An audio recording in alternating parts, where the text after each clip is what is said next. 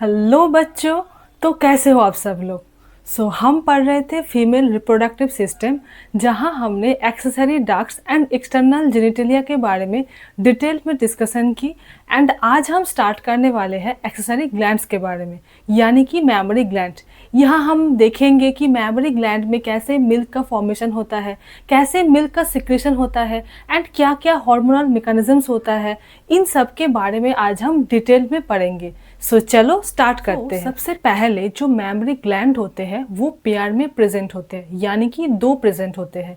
And कहाँ पे functional होते हैं? ये फंक्शनल होते हैं फीमेल मैमल्स में। एंड क्या होते हैं, मैमरी ग्लैंड में बहुत सारे ग्लैंडुलर टिश्यू होते हैं। एंड ये ग्लैंडुलर टिश्यू जब डिवाइड करते हैं, डिवाइड करके 15 to 20 ऐसे क्या करते हैं, ये मैमरी लोब्स में डिवाइड करते हैं। ऐसे 15 to 20 मैमरी लोब्स में डिवाइड करते हैं। फिर क्या होते हैं, ये हमने देख लिया कि मैमरी लोब्स में डिवाइड किया। फिर कैसे पाथवे है वो आगे हम देखेंगे, बट अभी हम डेवलपमेंट के बारे में सबसे पहले देखते हैं। क्या है, ये जो मैमरी ग्लैंड होते हैं ये कब ग्रो करते हैं? एक सबसे पहला ग्रोथ कब होता है, जब प्यूबर्टी के टाइम पे आता है। तब किस हार्मोन के अंडर ये ग्रो करते हैं? तब ईस्ट्रोजन के अंडर ये आके क्या करते हैं, ग्रो करते हैं। अब और एक कब ग्रो करते हैं, जब प्रेगनेंसी के टाइम आते हैं, तब प्रोजेस्टेरोन हार्मोन के इन्फ्लुएंस में क्या करते हैं, एंड प्रोलैक्टिन हार्मोन के इन्फ्लुएंस में ये ग्रो करते हैं। प्रेगनेंसी के टाइम पे दो हार्मोन, मतलब प्रोलैक्टिन जो हार्मोन होते हैं वो क्या करते हैं, मेनली मिल्क का सिक्रेशन करते हैं। एक चीज़ याद रखना, बच्चे गलती करते हैं कि मिल्क का जो सिक्रेशन वाला हार्मोन होते हैं वो प्रोलैक्टिन होते हैं, एंड मिल्क का इजेक्शन वाला जो हार्मोन है वो ऑक्सीटोसिन होते हैं। ये दोनों चीज़ में कंफ्यूज मत करना।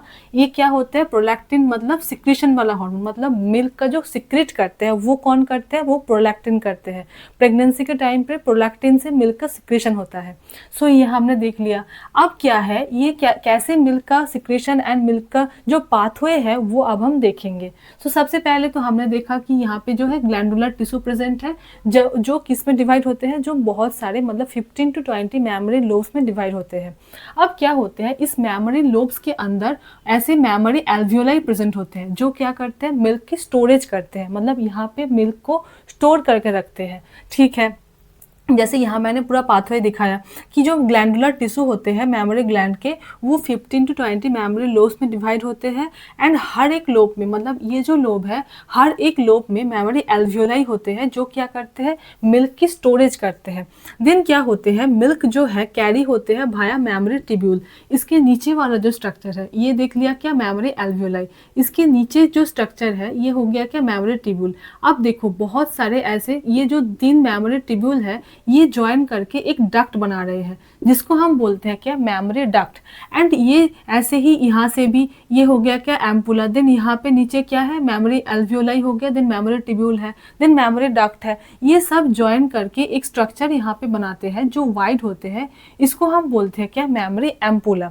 जैसे कि यहाँ पे मैंने लिखा कि मैमरी टिब्यूल जो है ज्वाइन करके मैमरी डक्ट बनाते हैं, एंड मैमरी डक्ट जो है वो ज्वाइन करके वाइडर मैमरी एम्पुला बनाते हैं। मतलब ये जो है ये हो गया क्या, मैमरी एम्पुला। एंड ये फाइनली क्या होते हैं, जो मैमरी एम्पुला होते हैं ये लैक्टिफेरस डक्ट्स के थ्रू ओपन होते हैं, किसमें, निपल्स में। जैसे कि यहाँ पे लिखा मैंने, जो लैक्टिफेरस डक्ट्स में ओपन होते हैं, जो फाइनली ओपन होते हैं निपल में, जहाँ से मिल्क क्या होते हैं, मिल्क सक्ट होते हैं। मतलब बेबी जब मिल्क की सक करते हैं, मतलब मिल्क का यहाँ से क्या होते हैं, इजेक्शन होते हैं। ये हो गया क्या पूरा इसके बारे में। अब देखो ये जो स्ट्रक्चर होते हैं, यहाँ मैंने फिर यहाँ से दिखाया कि कहाँ पे क्या क्या रिसेप्टर्स प्रेजेंट है, जिसकी वजह से मतलब इसके बाद इसलिए हम हार्मोनल रेगुलेशन जो मैकेनिज्म है वो अच्छे से हमें समझ में आएंगे। ये जो स्ट्रक्चर है ये देखो, ये क्या है, यहाँ पे मिल्क स्टोर है, मतलब मैमरी एल्वियोलाई को मैंने यहाँ पे दिखाया। ये जो स्ट्रक्चर है इसी को ही यहाँ पे मैंने ड्रॉ किया। ये क्या है, यहाँ पे मिल्क का स्टोर हो रहे हैं। एंड क्या है, यहाँ पे बहुत सारे ऐसे क्या होते हैं, रिसेप्टर्स प्रेजेंट होते हैं। अगर रिसेप्टर प्रेजेंट होंगे तब तो समझ में आएगा ना कि ये सिग्नल मेरे पास आया है, अब मुझे ये हार्मोन सिक्रेट करना है। उसी तरह यहाँ भी जो मैमरी डक्ट होते हैं, मतलब जो मैमरी एल्वियोलाई होते हैं, यहाँ पे बहुत सारे ऐसे रिसेप्टर्स प्रेजेंट होते हैं। मतलब क्या क्या रिसेप्टर्स होते हैं, एक ऑक्सीटोसिन का रिसेप्टर होते हैं, एंड एक प्रोलैक्टिन का रिसेप्टर होते हैं। सो जैसे यहाँ पे स्ट्रक्चर देखो, ये हो गया क्या बीच का जो स्ट्रक्चर है जहाँ पे क्या है हमारा मिल्क जो है ये स्टोर होते हैं। देन ये वाला जो पोर्शन है ये क्या होते हैं, ये एल्वियोलर सेल होते हैं जो मिल्क का सिंथेसिस करता है। एंड यहाँ से सिंथेसिस होके बीच वाले स्ट्रक्चर में क्या होते हैं, मिल्क का स्टोरेज होते हैं। एंड यहाँ पे क्या रहते हैं, ये जो स्ट्रक्चर है ये क्या है, मायो एपिथेलियल सेल, जो क्या करते हैं इसको चारों ओर से कवर करके रखते हैं। मायो एपिथेलियल सेल इस स्ट्रक्चर को मतलब क्या है, इस मेमोरी एल्वियोलाई को चारों ओर से कवर करके रखते हैं। जैसे कि यहाँ पे मैंने दिखाया, ये क्या है, ये हो गया क्या myoepithelial cell. And myoepithelial cell के ऊपर ऑक्सीटोसिन का रिसेप्टर रहते हैं जो क्या करते हैं, ऑक्सीटोसिन का क्या काम होते हैं, मिल्क का इजेक्शन करना। यहाँ पे ऑक्सीटोसिन का रिसेप्टर प्रेजेंट होते हैं। एंड क्या है, ये जो स्ट्रक्चर होते हैं ये प्रोलैक्टिन का रिसेप्टर होते हैं। मतलब यहाँ पे जो है दोनों चीज़ों का रिसेप्टर, मतलब दोनों हार्मोन्स का रिसेप्टर जो है प्रेजेंट होते हैं। क्या क्या है, एक प्रोलैक्टिन प्रेजेंट है एंड ऑक्सीटोसिन प्रेजेंट है। ये रिसेप्टर ही बताएगा कि कब मिल्क का सिक्रेशन करना होगा एंड कब मिल्क का इजेक्शन करना होगा। So that is the reason यहाँ पे दो चीज़ें प्रेजेंट होते हैं। सो ये हमने देख लिया क्या ब्रेस्ट के बारे में। अब इसका हार्मोनल मैकेनिज्म्स कैसे होते हैं इसके बारे में अब हम पढ़ने वाले हैं। मिल्क का सिंथेसिस का जो प्रोसेस होते हैं उसको हम बोलते हैं क्या, लैक्टेशन। एंड क्या है, इसके लिए हार्मोनल कंट्रोल होते हैं। सो हार्मोनल कंट्रोल मतलब क्या है, यहाँ पे हाइपोथैलेमस प्रेजेंट होगा, जो पिट्यूटरी ग्लैंड प्रेजेंट होगा, पोस्टीरियर पिट्यूटरी, एंटीरियर पिट्यूटरी। सो क्या है, जो हाइपोथैलेमस होते हैं यहाँ पे प्रोलैक्टिन रिलीजिंग हार्मोन होते हैं एंड क्या होते हैं, एक प्रोलैक्टिन इनहिबिटिंग हार्मोन। अब जो रिलीजिंग हार्मोन होगा वो क्या करेगा, प्रोलैक्टिन का रिलीज करवाएगा। सो वही काम करते हैं, प्रोलैक्टिन रिलीजिंग हार्मोन प्रोलैक्टिन का रिलीज करवाते हैं एंड जो इनहिबिटिंग हार्मोन होते हैं वो प्रोलैक्टिन का स्टॉप करते हैं, मतलब प्रोलैक्टिन को इनहिबिट करते हैं। अब क्या होते हैं प्रेगनेंसी के टाइम पे, एंड ये प्रोलैक्टिन हार्मोन कहाँ से निकलता है, एंटीरियर पिट्यूटरी से। सो क्या है, प्रेगनेंसी के टाइम पे ये डोमिनेंट होते हैं। मतलब अगर प्रोलैक्टिन रिलीजिंग हार्मोन डोमिनेट होगा तो क्या करेगा, ये प्रोलैक्टिन का सिंथेसिस करेगा एंड सिंथेसिस करने की वजह से दो इफेक्ट आते हैं। क्या क्या है, एक होता है क्या मेमोट्रॉफिक इफेक्ट एंड एक होता है क्या लैक्टोजेनिक इफेक्ट। अब मेमोट्रॉफिक इफेक्ट क्या होते हैं, ये क्या करते हैं, मेमोरी ग्लैंड का ग्रो करवाते हैं प्रेगनेंसी के टाइम पे। सो ये क्या हुआ, जब प्रोलैक्टिन रिलीजिंग हार्मोन जब एक्टिवेट डोमिनेंट हुआ तो वो क्या किया, प्रोलैक्टिन हार्मोन का रिलीज करवाया। और जब प्रोलैक्टिन हार्मोन जब डोमिनेट होगा तो प्रोलैक्टिन का सिंथेसिस होगा। सो ये दो इफेक्ट दिखाएगा, मेमोट्रॉपिक मतलब मेमोरी ग्लैंड का ग्रोथ करवाएगा एंड लैक्टोजेनिक इफेक्ट, लैक्टो मतलब कहाँ से है, लैक्टोज से आ रहे हैं, मतलब मिल्क का सिंथेसिस करेगा। सो ये दो इफेक्ट दिखाते हैं। एंड क्या होते हैं, नॉर्मल टाइम पे क्या होते हैं, during normal time prolactin inhibiting hormone क्या होते हैं, वो डोमिनेंट होते हैं। सो इसलिए क्या होते हैं, ये सब चीज़ नहीं होता, मतलब प्रोलैक्टिन का उस टाइम पे इसलिए सिक्रेशन नहीं होता। सो ये क्या हो गया, ये हार्मोनल रेगुलेशन हो गया। देखेंगे कि मिल्क का इजेक्शन कैसे होते हैं।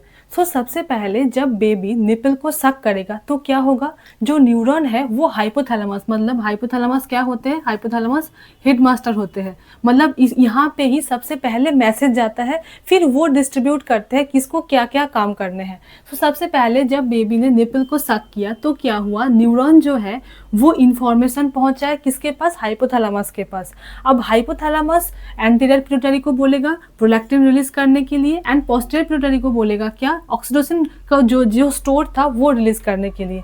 सो वही काम कर रहे हैं, मतलब हाइपोथैलेमस पिट्यूटरी को सिग्नल भेज रहे हैं, जिसकी वजह से क्या हो रहे हैं, एंटीरियर पिट्यूटरी से प्रोलैक्टिन हार्मोन का सिक्रेशन हो रहे हैं। एंड ये क्या करते हैं, ये एल्वियोलाई के पे एक्ट करेगा एंड मिल्क का सिंथेसिस होगा। सो प्रोलैक्टिन का काम याद रखना, मिल्क का सिंथेसिस करना होता है। एंड नेक्स्ट चीज, जो पोस्टीरियर पिट्यूटरी पे जब एक्ट करेगा सो क्या होगा, वहाँ पे ऑक्सीटोसिन का रिलीज होगा। मतलब क्या होगा, वहाँ पे क्या था, एल्वियोलर पे मायो एपिथेलियम सेल प्रेजेंट था। जैसे कि यहाँ पे देखो मैंने दिखाया कि मायो एपिथेलियल सेल प्रेजेंट था जहाँ पे ऑक्सीटोसिन का रिसेप्टर प्रेजेंट था। सो अब जब वहाँ पे जब एक्ट करेगा तब क्या होगा, मिल्क का इजेक्शन होगा। सो ये हो गया क्या, कैसे मिल्क का इजेक्शन हुआ एंड कैसे मिल्क का सिक्रेशन होगा। अब नेक्स्ट हम देखेंगे क्या, मिल्क का कंपोजिशन। सो मिल्क का कंपोजिशन क्या है, यहाँ पे कोलोस्ट्रम प्रेजेंट होते हैं। मिल्क का ये सबसे इंपॉर्टेंट चीज़ है कि मिल्क में क्या क्या चीज़ें प्रेजेंट होते हैं।